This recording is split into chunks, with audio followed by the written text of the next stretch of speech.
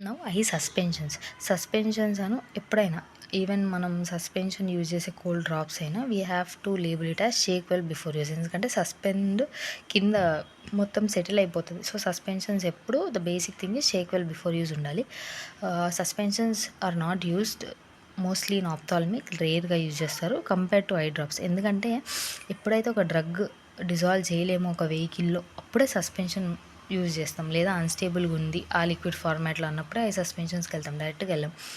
ఇది sustained action of preparation మాత్రమే వాడతారు.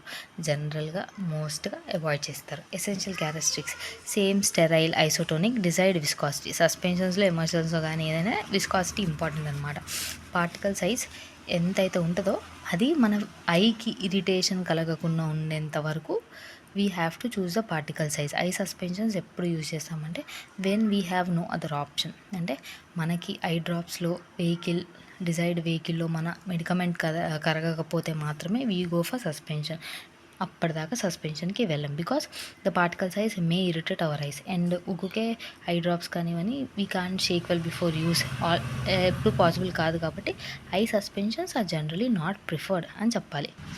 The particle size must be less than the size. అది irritation కాకుండా ఉన్నంత సైజ్ వరకు ఉండాలి. డిస్ట్రిబ్యూట్ చేయడానికి పార్టికల్స్ షేక్ చేయాలి. సూటబుల్ కంటైనర్స్లో ప్యాక్ చేసి ఈజీలీ ఇన్స్టెల్ టు